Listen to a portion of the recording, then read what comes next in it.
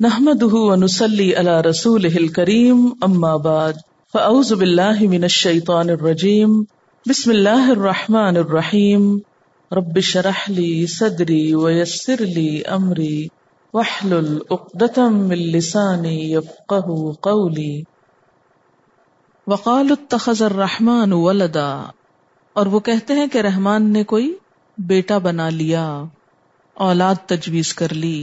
لقد جئتم شیئا ادا، تم سخت بےہودہ بات بنا لائے ہو۔ ادا یعنی یہ بات بولنا بھی بہت بیکار ہے کہ اس کا کوئی بیٹا ہو سکتا ہے، اور یہ اتنی سخت بات ہے اللہ کے نزدیک کہ تکاد السماوات یتفطرن منہ، قریب ہے کہ آسمان اس بات سے پھٹ پڑے۔ یعنی اللہ تعالیٰ کو یہ بات اتنا غضبناک کرتی ہے، اس کی شان میں اتنی بڑی گستاخی ہے کہ کوئی اس کا بیٹا تجویز کرے کہ آسمان بھی پھٹ پڑے۔ وَتَنشَقُّ الْأَرْضُ، اور زمین شق ہو جائے، ٹکڑے ٹکڑے ہو جائے۔ وَتَخِرُّ الْجِبَالُ هَدًّا، اور گر پڑے پہاڑ ٹوٹ کر، ویران ہو کر، بربرے ہو کر۔ أَن دَعَوْا لِلرَّحْمَنِ وَلَدًا، کہ انہوں نے دعویٰ کیا رحمان کے لیے بیٹے کا۔ وَمَا يَنبَغِي لِلرَّحْمَنِ أَن يَتَّخِذَ وَلَدًا، رحمان کی یہ شان ہی نہیں کہ وہ کسی کو اپنا بیٹا بنائے، اس لیے کہ بیٹا تو وہ بناتا ہے جسے اپنے لیے کسی مددگار کی ضرورت ہوتی، جس میں خود کوئی کمزوری ہوتی، تو وہ اپنی کمزوری کو پورا کرتا ہے اپنے بیٹے کی طاقت سے، سہارے کی ضرورت ہوتی۔ اللہ تعالیٰ کے لیے ایسی کچھ مشکل نہیں، اسے کوئی سہارا نہیں چاہیے، اسے کسی مددگار کی ضرورت نہیں ہے۔ یا پھر بیٹا اگر سہارے کے لیے نہ ہو تو محض خواہش کے طور پر ہوتا ہے کہ شوق ہوتا ہے۔ اللہ تعالیٰ کا ایسا کوئی شوق بھی نہیں، کیونکہ انسانی شوق بھی انسانی کمزوریاں ہوتے ہیں۔ یعنی کسی بھی چیز کے شوق میں گرفتار ہونا دراصل کیا ہے؟ ایک ویکنس ہے نا۔ کوئی بھی چیز جب کسی کا شوق بن جاتی ہے تو وہ اس کی ویکنس ہو جاتی۔ آپ دیکھیں کہ اولاد انسان کی کتنی بڑی ویکنس، کتنی بڑی کمزوری، اور اللہ کی عظیم ذات سے ایسی کسی کمزوری کی توقع ہی نہیں کی جا سکتی۔ اس لیے فرمایا وَمَا يَنبَغِي لِلرَّحْمَنِ أَن يَتَّخِذَ وَلَدًا، رحمان کو تو بیٹا بنانا ہی نہیں چاہیے، اس کی تو شان ہی کے منافی ہے۔ إِن كُلُّ مَن فِي السَّمَاوَاتِ وَالْأَرْضِ إِلَّا آتِ الرَّحْمَنِ عَبْدًا، زمین اور آسمانوں کے اندر جو بھی ہیں سب اس کے حضور بندوں کی حیثیت سے پیش ہونے والے ہیں، سب اس کے سامنے بندے بن کر آئیں گے۔ ان کل من فی السماوات والارض الا آتی الرحمن عبدا، اس کے علاوہ کوئی مخلوق ایسی نہیں جو اس کی برابری کرے۔ ہر چیز تو بندہ ہے، اس کے آگے جھکی ہوئی ہے۔ تو کسی بھی چیز کی اولاد باقی تمام چیزوں سے اعلیٰ ہوتی، تو اللہ کیسے کسی کو اولاد بنائے؟ اس لیے کہ سب اس کے آگے بندے ہیں، اعلیٰ کوئی بھی نہیں ہے۔ اعلیٰ تو وہ خود صرف ایک اکیلا ہی ہے۔ لقد احصاہم، البتہ تحقیق اس نے گھیر رکھا ہے ان کو، شمار کر رکھا ہے ان کو۔ وعدہم عدا، اور گن رکھا ہے ان کو گننا۔ آدم علیہ السلام سے لے کر صبح قیامت تک جتنے بھی لوگ آئیں گے وہ سب اس کی گنتی میں ہے۔ وَكُلُّهُمْ آتِيهِ يَوْمَ الْقِيَامَةِ فَرْضًا، یہ بہت سخت آیت ہے۔ وَكُلُّهُمْ آتِيهِ يَوْمَ الْقِيَامَةِ فَرْضًا، اور سب کے سب اس کے پاس بس اکیلے ہی آئیں گے، فرد کی حیثیت میں، انڈیویجولی آئیں گے۔ ہر ایک کو الگ الگ اس کے سامنے پیش ہونا ہے، فردن فردن۔ آپ دیکھیے کہ کوئی بھی کام جب آپ کو اکیلے کرنا پڑتا ہے تو مشکل لگتا ہے نا، کسی بھی کام کو آپ دیکھیے، لیکن جب آپ کے ساتھ کوئی ایک اور مل جائے تو آپ کے لیے سہولت ہو جاتی۔ اور پھر خاص طور پر کسی اجنبی جگہ جانے کو جب انسان تنہا ہوتا ہے اور مشکل ہوتی۔ آخرت، قیامت کا دن، اس سے بڑھ کر اجنبی چیز اور کیا ہو سکتی۔ اچھا آپ ذرا تصور میں لائیے کہ آپ کسی دوسرے ملک میں ہیں، وہاں آپ کے بہن بھائی رہتے ہیں، آپ کے والدین ہیں، آپ ہزاروں میل کا سفر کر کے جاتے ہیں اور ان میں سے کوئی ایک بھی آپ کو ملنے نہیں آتا، آپ کو پوچھتا بھی نہیں، آپ کو اپنے گھر بھی نہیں بلاتا، آپ کو فون بھی نہیں کرتا، آپ کو کیسا لگے گا؟ کیسا لگے گا؟ کوئی نہ پوچھے، کتنا دکھ اور غم کا وقت ہوگا نا. قیامت کے دن سارے رشتہ دار اگلے پچھلے سب ایک جگہ اکٹھے ہوں گے. مثلاً چلیے ایک اور مثال لیجیے. بعض اوقات خاندانوں میں ناراضگیاں ہو جاتی ہیں نا، کہتے ہیں فلاں سے نہیں بولنا، سب خاندان ایکا کر لیتا، فلاں سے نہیں بولنا. یہ بات ہے تو بہت غلط، لیکن ہوتا ہے. ایسا شخص اگر مثلاً شادی ہو رہی ہے خاندان میں، سب لوگ اکٹھے اور ان سب نے ایکا کیا ہوا کہ فلاں سے نہیں بولنا اور اس کو شادی پہ بلانا بھی نہیں، کہ وہ شخص صلہ رحمی کے لیے بغیر بلائے خود آ جاتا ہے، اور جب وہ آتا ہے تو کوئی اس کی طرف دیکھتا بھی نہیں، اس کو پوچھتا بھی نہیں. تو اس کے لیے کیسا وقت ہوگا کہ سب اجنبی اپنے بیگانے ہو گئے. جب ماں باپ پہچاننے سے انکار کر دیں کسی کو، بعض اوقات ایسا ہوتا ہے نا، بڑھاپے کی وجہ سے ماں باپ پہچان کھو دیتے ہیں، لیکن بچے پہچان رہے ہوتے ہیں ان کو. آپ ان کے پاس بیٹھتے ہیں، آپ انہیں بلاتے ہیں، آپ ان کو ہلاتے ہیں، اٹھاتے ہیں، لیکن وہ آپ کو نہیں پہچانتے. کتنے دکھ کا وقت ہوتا ہے نا کہ ہمارے ماں باپ ہم کو پہچان نہیں پا رہے. بعض اوقات وہ کچھ پہچان جاتے ہیں، پھر بھول جاتے ہیں، پھر پوچھتے ہیں اچھا کون آیا. یہ سارے اوقات انسان کے لیے دل کاٹ دینے والے ہوتے ہیں، ہے نا. جب کسی تھوڑے سے وقت کے لیے بھی اور مخصوص وقت کے لیے بھی کوئی بھول جائے آپ کو، اور پھر عزیز ترین بھول جائے کوئی. آپ دیکھیے قیامت کا میدان ہے. اب انہی مثالوں پر اب قیامت کے دن کو یاد کیجئے. ساری نسلیں کٹھی ہیں، اوپر سے بھی، نیچے سے بھی، دائیں سے بھی، بائیں سے بھی، یعنی بہن بھائی بھی، رشتہ دار بھی، دوست بھی، والدین اور ان کے والدین، دادی دادا نانا، سب اسی طرح بچے، ان کے بچے، سب کٹھے ہیں. لیکن کوئی آپ کو نہیں پوچھ رہا. اس سارے ہجوم میں آپ تنہا ہیں، اس وقت تک تنہا ہے جب تک کہ حساب نہیں ہو جاتا. کوئی نیکی دینے کو تیار نہیں، کوئی حال پوچھنے کو تیار نہیں، کوئی مدد کرنے کو تیار نہیں. اکیلے. تنہائی تو ویسے ہی تنہائی ہوتی ہے، کاٹتی ہے انسان کو، لیکن لوگوں کے بیچ میں تنہائی یہ زیادہ کاٹتی ہے. وَكُلُّهُمْ آتِيهِ يَوْمَ الْقِيَامَةِ فَرْدًا. ہر ایک آئے گا اس کے سامنے، اس کے پاس قیامت کے دن اکیلا اکیلا. پھر اکیلے ہی اللہ کے حضور حاضر ہونا ہوگا، اکیلے ہی اس کے سامنے کھڑے ہونا ہوگا. بیچ میں کوئی سفارشی، کوئی مددگار، کوئی وکیل، کوئی بہن بھائی ساتھ نہیں ہوگا. ایسے میں جیسے سورۃ الشعراء میں آتا ہے یوم لا ينفع مال ولا بنون، مال بھی پیچھے رہ گیا، بیٹے بھی پیچھے رہ گئے. اب کام کیا آئے گا؟ الا من اتى اللہ بقلب سلیم. بس اچھا دل، اچھا عمل. ان الذین آمنوا وعملوا الصالحات، بے شک وہ لوگ جو ایمان لائے اور جنہوں نے اچھے کام کیے. سیجعل لهم الرحمن ودا، ان قریب پیدا کر دے گا ان کے لیے رحمان محبت. یعنی ایمان والے اور نیک کام کرنے والے، ان کے دلوں میں باہم ایک دوسرے کے لیے ہمدردی ہوگی.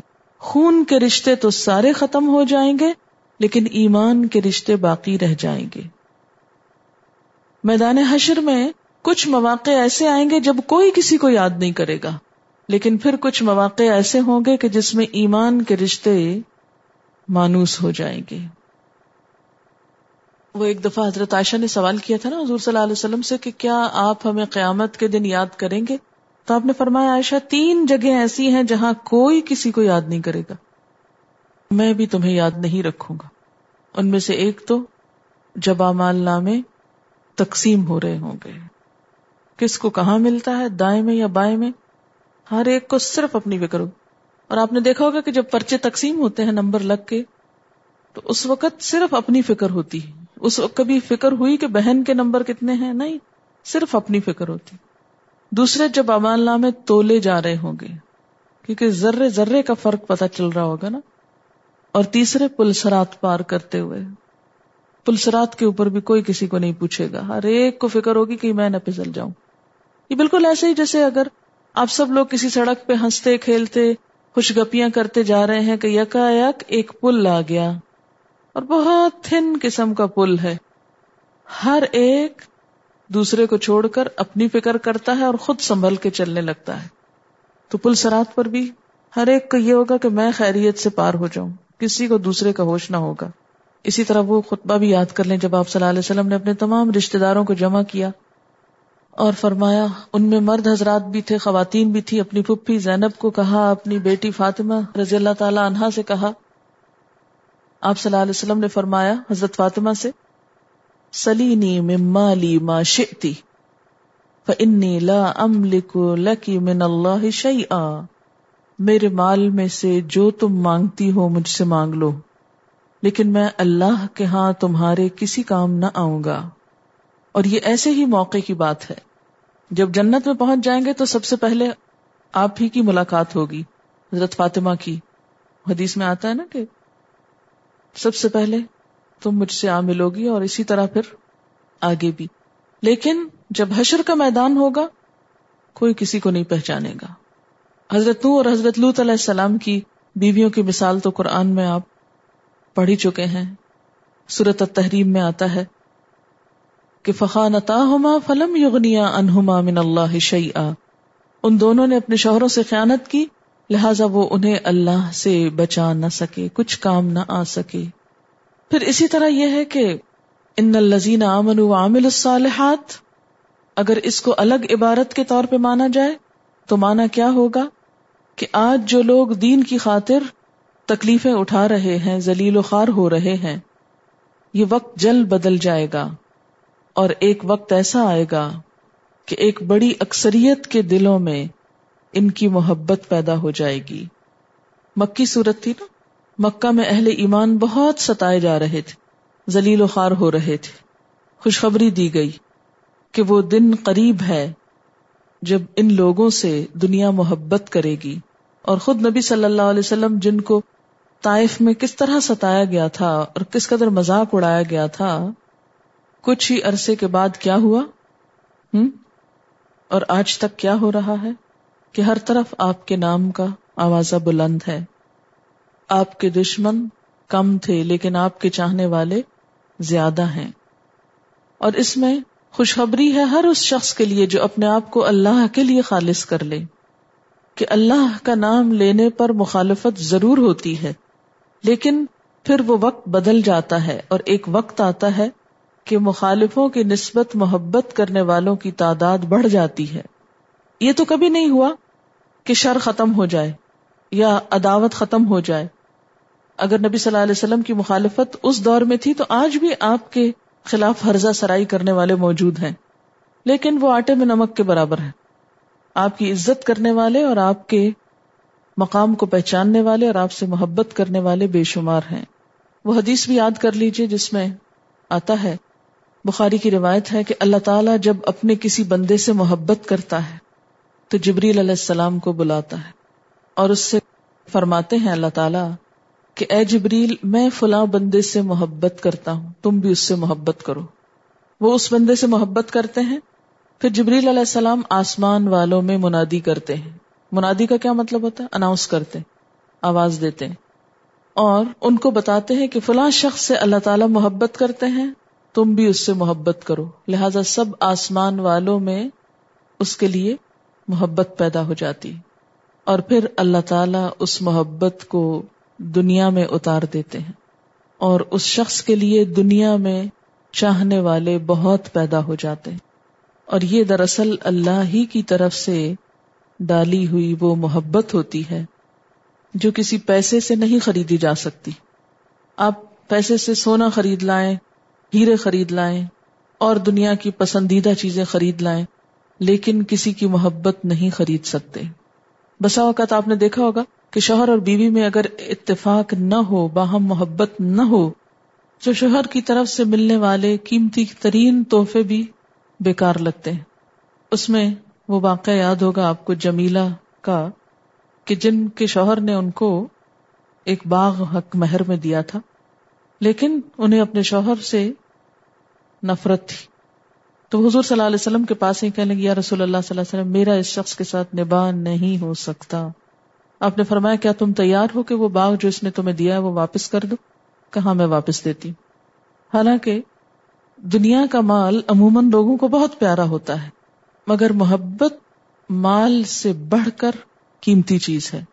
آپ صلی اللہ علیہ وسلم کے لیے اللہ تعالیٰ نے فرمایا لو انفقت ما فی الارض جمیعا ما الفت بین قلوبہم، اگر آپ وہ سب کچھ خرچ کر دیں جو کچھ زمین میں ہے، یعنی دنیا بھر کی دولت خرچ کر دیں، تو بھی ان کے دلوں میں جو محبت اللہ نے ڈالی ہے وہ آپ کہیں سے خرید نہیں سکتے. ما الفت بین قلوبہم. تو کسی انسان کے لیے لوگوں کے دل میں محبت کا ہونا، اور محبت بھی ایسی نہیں کہ جیسے کوئی جذباتی محبت ہے اور جو جلد ہی بھلا دی جائے، نہیں، اللہ کے لیے جو محبت ہوتی ہے وہ مرنے پر بھی نہیں بھلائی جا سکتی. تو فرمایا کہ ان الذین آمنوا وعملوا الصالحات سیجعل لهم الرحمن ودا، یقیناً جو لوگ ایمان لائے اور نیک کام کر رہے ہیں، ان قریب رحمان ان کے لیے دلوں میں محبت پیدا کر دے گا، مخلوق کے دل ان کی طرف کھنچیں گے، دنیا ان کے آگے پلکیں بچھائے گی. اور اس کے برعکس جھوٹ اور کبر اور ریاکاری کے بل پر جو دنیا پر غالب ہیں وہ دلوں کو مسخر نہیں کر سکتے. اس لیے انسان کو خواہ حق کی راہ میں مشکلات ہی کیوں نہ آئیں اور وقتی طور پر یہی کیوں نہ لگے کہ سب اجنبی ہو گئے. اچھا یاد رکھیے کہ یہ ہوتا کیا ہے. دین کا طریقہ یا دین کا کام کچھ یوں اس کی ابتدا ہوتی ہے کہ جب انسان اپنے آپ کو اللہ کے لیے خالص کرتا ہے نا، تو بہت سے لوگ ناراض ہو جاتے ہیں، اور یہ لازمن ہوتا ہے. یہ پہچان ہے اللہ کی طرف آنے کی، کیونکہ جس کے مفاد پہ ٹھیس پہنچتی ہے وہ سب خفا ہو اٹھتے ہیں. پھر ایک وقت آتا ہے وہ سب پہلے خفا ہوتے ہیں پھر مخالف ہونے لگتے ہیں. لیکن اللہ تعالیٰ اس صورتحال کو بہت جلد بدل دیتے ہیں، اور یہ دراصل ایک طرح سے ٹیسٹ ہوتا ہے انسان کا کہ اب کیا کرتا ہے. اس میں حضور صلی اللہ علیہ وسلم کی مثال ہمارے سامنے ہے. مکہ میں آپ کا کیا مقام تھا اسلام سے پہلے؟ نبوت سے پہلے آپ کا مقام کیا تھا معلوم ہے آپ کو؟ نبوت سے پہلے صادق، امین، بہت پاپولر شخصیت تھے آپ. جو ہی آپ نے کہو لا الہ الا اللہ، کیا نتیجہ نکلا؟ اپنے بیگانے ہو گئے. آپ کو معلوم ہے ابو لہب نے آپ کی ولادت پر ایک باندی کو آزاد کیا تھا، جو یہ خبر لے کر آئی تھی کہ تمہارے فوت شدہ بھائی کا بیٹا پیدا ہوا ہے. تو اتنا خوش ہوا ابو لہب کہ اس نے ہاتھ کے اشارے سے اپنی لونڈی کو کہا کہ جا تو آزاد ہے. اس خبر لانے کی خوشی میں اس کو آزادی دے دی. تو بچپن سے اتنی چاہت رکھنے والا چچا اسلام لاتے ہی آپ کا کیسا دشمن تھا؟ تبت یدا ابی لہب وتب ما اغنی عنہ مالہ وما کسب. نہ صرف یہ کہ وہ بلکہ اس کی بیوی، سب کے سب آپ کے سخت دشمن. آپ کے گھر میں کھانا پکتا تو وہ کوڑا پھینکتے. اس کی بیوی راتوں کو اٹھ کے جنگل سے جا کے لکڑیاں کاٹ کے کانٹے کاٹ کے لاتی اور راستے میں بچھاتی. تو اس سے آپ اندازہ لگائیں کہ اسلام سے پہلے کے حال کو دیکھیے. ہر شخص کے زبان پر آپ کی تعریف ہے، آپ کا نام ہے. جو ہی آپ نے اللہ کا نام لینا شروع کیا، اس پاپولیرٹی کا گراف ایک دم نیچے آ گرا، اور کئی سال تک یہ آزمائش گزری. اتنی شدید مخالفت کہ گھر سے نکال دیا، یعنی ہجرت پر مجبور کر دیا دوسرے لفظوں میں. پھر مدینہ والوں نے شاندار استقبال کیا. بڑوں نے کیا، بچوں سب نے. طلع البدر علینا، یاد ہوگا.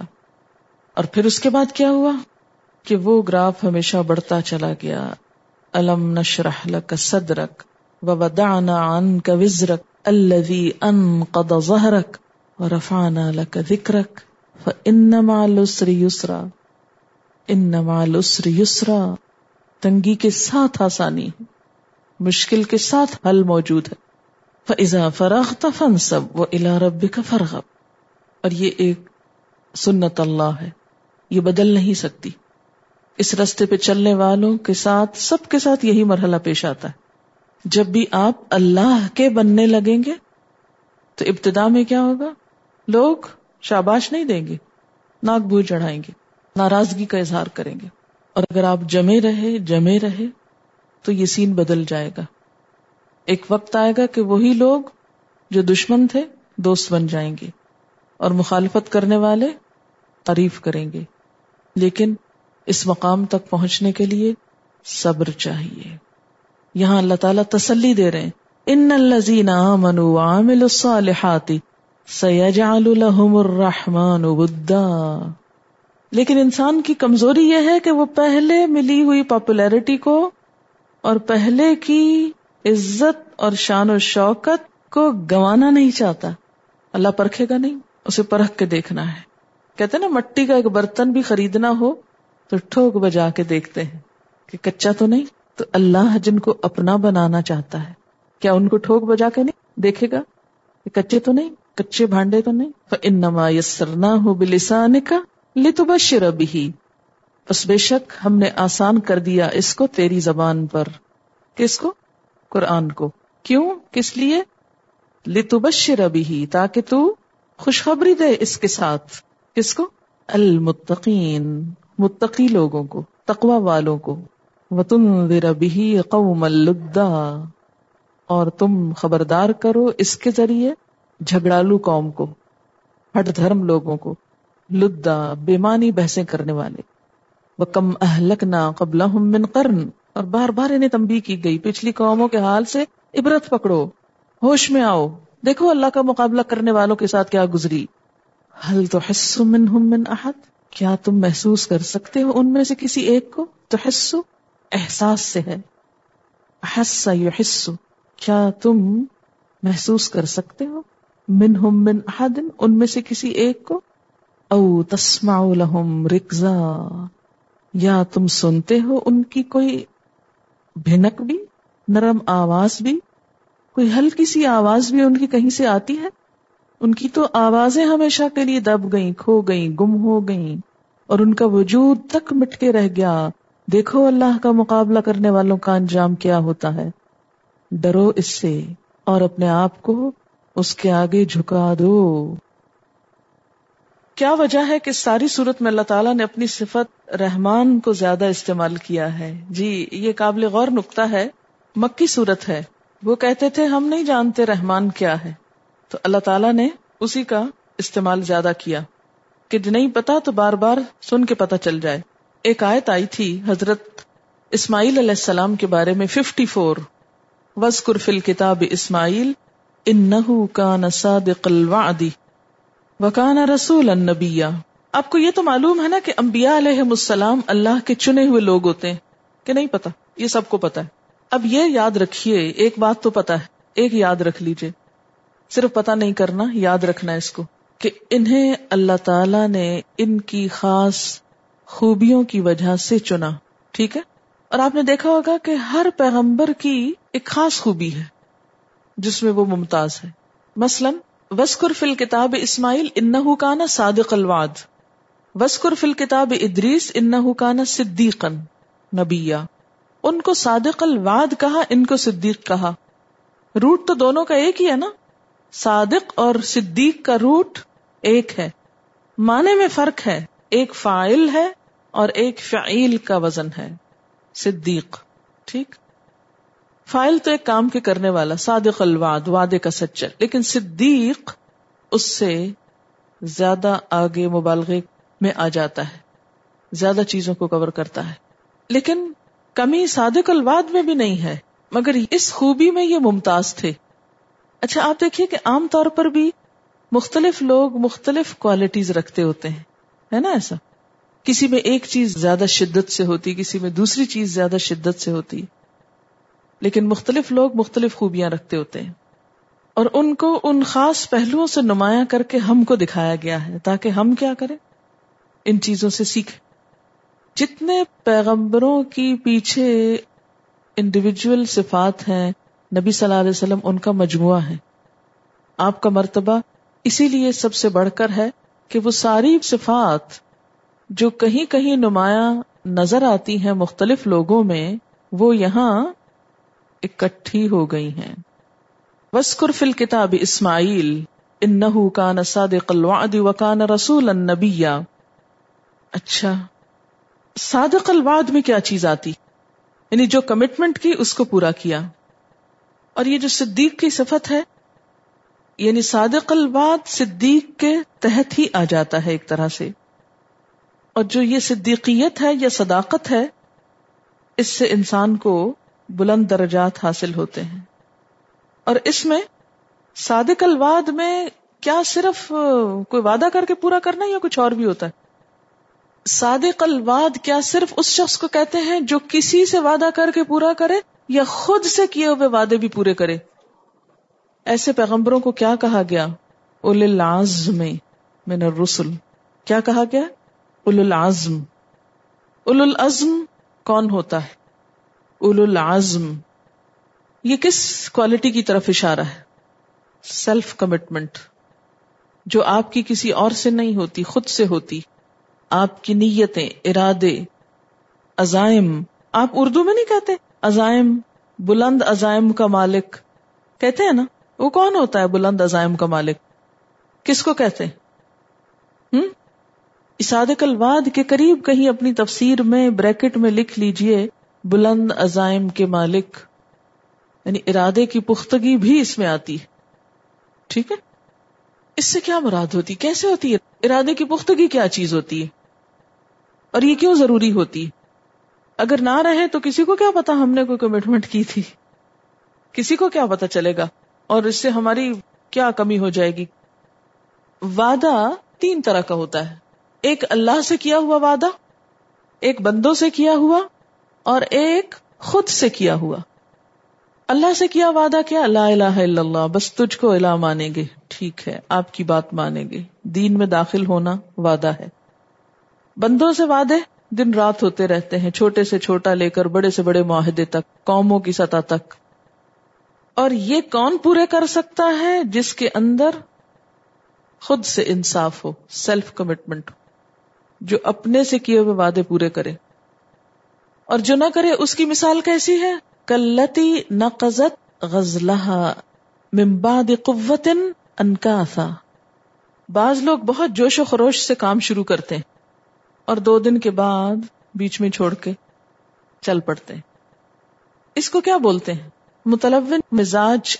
متلون کیا ہے؟ رنگ بدلنے والا، جس کا موڈ بدلتا رہے، جس کا مزاج اپ اینڈ ڈاؤن ہوتا رہے. آج کچھ کہہ رہا ہے، کل کچھ اور کہہ دے گا. آج کچھ کر رہا ہے، کل اس کے الٹ ہو جائے گا. اس کا کیا نقصان ہوتا ہے؟ ایک تو آپ اپنا اعتبار کھو بیٹھتے ہیں. دوسری بات یہ ہے کہ آپ زندگی میں کوئی کام کر نہیں پاتے، بھٹکتے رہتے ہیں.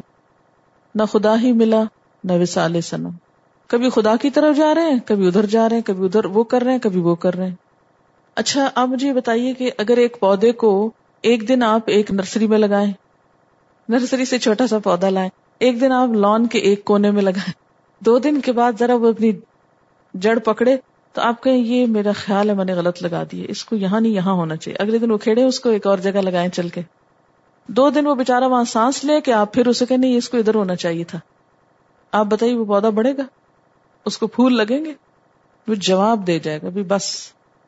تو صادق الوعد جو ہے، کل آمنت باللہ ثم استقم، یہ وفا کے تقاضوں کے خلاف ہوتا ہے. اس کو کیا بولتے ہیں ایک اور لینگویج میں؟ ہرجائی پن. ہر جائی، ہر جائی کیا ہوتا ہے؟ ہر جگہ جانے والا. ہر جا، ہر کا مطلب ہے سب، جائی جا. تو یہ بے وفائی کی علامت ہوتی ہے. تو اسماعیل علیہ السلام کو اللہ تعالیٰ نے اپنے کام کے لیے چن لیا. کیوں؟ کیونکہ وہ صادق الوعد تھے. اچھا، یہ جو حضرت ادریس علیہ السلام کے بارے میں آتا ہے نا کہ رفعناہ مکانا علیہ، تو ان کی بھی صفت کیا تھی؟ کیوں بلند جگہوں پہ اٹھائے گئے؟ صرف نبی ہونے کی وجہ سے نہیں، صدیق النبیہ. ایک تو مراد مرتبے کی بلندی ہے، اور دوسرا کیا کہ عیسیٰ علیہ السلام کی طرح آسمان پہ اٹھائے گئے. یہ کہا جاتا ہے. وآخر دعوانا ان الحمد للہ رب العالمین. سبحانک اللہم وبحمدک نشہد ان لا الہ الا انت نستغفرک ونتوب الیک. السلام علیکم ورحمۃ اللہ وبرکاتہ.